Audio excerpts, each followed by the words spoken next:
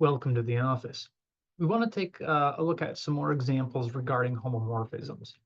And in these examples, we're actually given two groups, and we want to determine if there exists a non-trivial homomorphism between the two groups. Right? We know that there's always a trivial homomorphism, but we want to see if there is a non-trivial homomorphism. So our first collection of groups are Z4 and D4. So can we find a non-trivial mapping from Z4 to D4?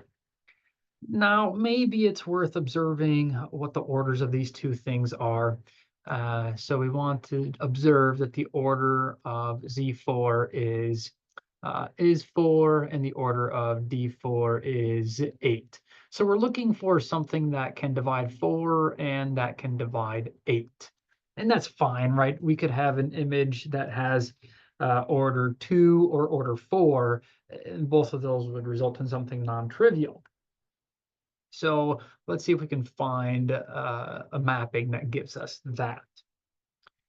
Now we don't need observe that the size of this is smaller than that, so we won't have a surjective nature here. We won't, and that's okay. So what I'm going to do is I want to define phi of A, let's say phi of A to be equal to rho of rho sub A. So the rotation by A, or A rotation. Yeah, I like that. That's fine. So we want to observe then that phi of A plus phi of A plus B is equal to the rotation by A plus B. So in D4, right, we're talking about rotations by 90 degrees. So I could have phi of 1 is a rotation by 90 degrees, phi of 2 is a rotation by 180 degrees, phi of 0 is the null rotation, right? There's no rotation, which is the identity element, which definitely want that. So that all looks good. But this, of course, is rho sub A times rho sub B, which would be phi of A times phi of B. So we do have that the homomorphism property is satisfied, and we find that phi is a homomorphism.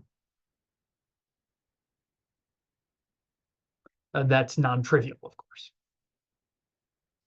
So another example, we want to turn this around and map D4 into Z4. Does such a thing exist? Now, this is kind of fun, kind of fun. So what I need to do is I need to, of course, make sure that, right, I need to have that all of my cosets of the, all my cosets of the kernel are the same size. So I need to make sure that that happens. One of the things that I tried at first had my kernel being of size 2, but then my other cosets, or what I wanted to be cosets, were not the appropriate size. So you want to kind of work through what maps to what here. So what I chose to do is I chose to map all of the rotations to 0. So that's for I being 0, 1, 2, 3. Aside from the rotations, we have the reflections along the diagonals or through the sides. So we have reflections mu, and I want to have mu1 be the same as the image of mu2, the same as the image of delta 1, the same as the image of delta 2. Now we want to keep in mind that the order of mu1, mu2, delta 1, delta 2, the image of, the order of all of those is 2. So I can't map it to something that has a higher order. That's not going to make sense.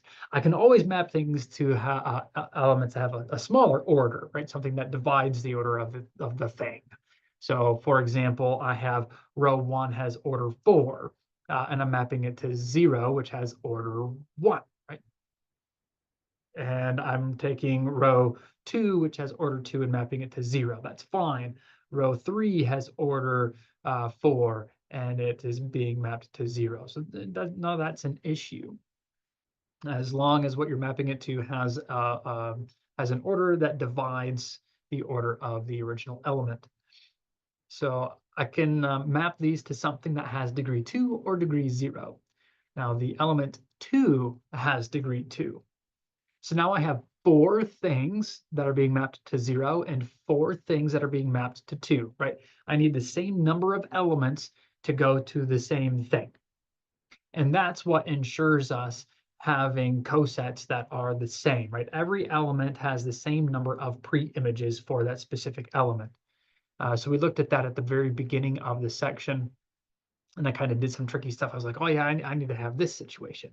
And so if we have 1, 2, 3, 4, 5, 6 elements, and I have fewer over here, the only way it works is if I have 3 or 2 or 1.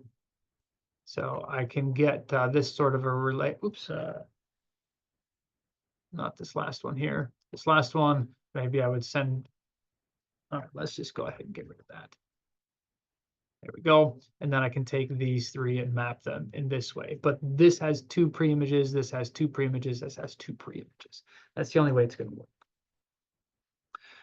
So that's what we're looking for here. Now, it's a little bit tricky, but we can indeed confirm that this is a homomorphism.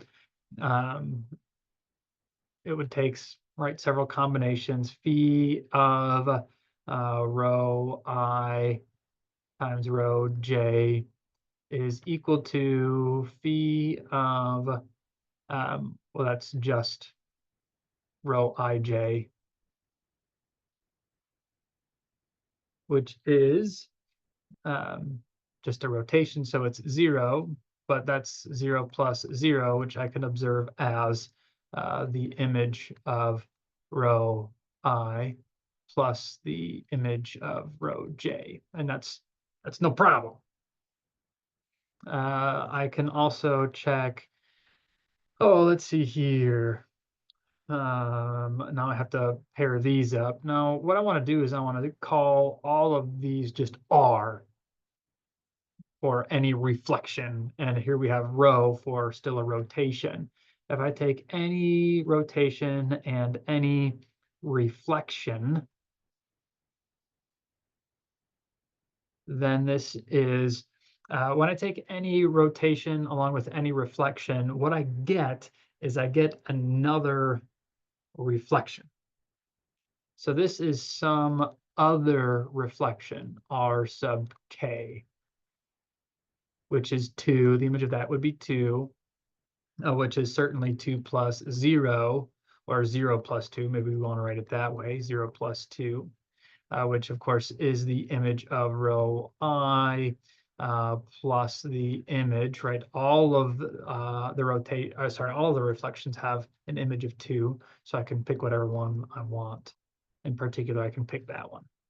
So the only thing that's left is to observe that any reflection combined with any other reflection gives us a rotation. So Rj is phi of rho k, some rotation, which is 0, which we can express as 2 plus 2, which is the image of Ri plus the image of Rj. So this verifies homomorphism. I'm not sure that this is really the level of rigor that is best, but I think that this is more than sufficient to demonstrate the basic concept. All right, and then finally, we want to see if there is a non-trivial homomorphism from Z5 to Z7. Now, what we want to keep in mind here is that the order of the image must divide the order of Z5 Since this is finite, we know that the image, the order of the image divides the order of the original group. So this thing must be equal to 1 or 5. We also know that since this is finite, that the order of the image must divide the order of the codomain. If you're wondering where we got this, this was just our previous video, right? We went through and demonstrated this one, and I asked you guys to take a look at this one, that the order of the image has to divide the order of the codomain. So we have to have that the order of this subgroup must be 1 or 7. But here we're saying it must be 1 or 5, and here we're saying it must be 1 or 7. Therefore, the order of that subgroup must be 1, and phi is the trivial homomorphism.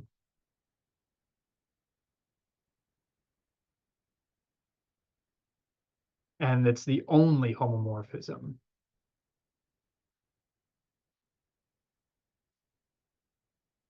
Thus, only the trivial homomorphism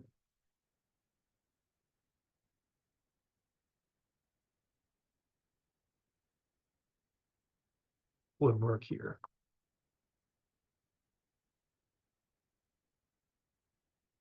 Excellent. So we took a look at several examples now, two which had, hey, look, we can send it over and we get this nice thing. And I liked these examples because one of them had that the domain was smaller than the codomain, and the other had that the domain was larger than the codomain, right? We swapped them, so we get that exchange in relationships there.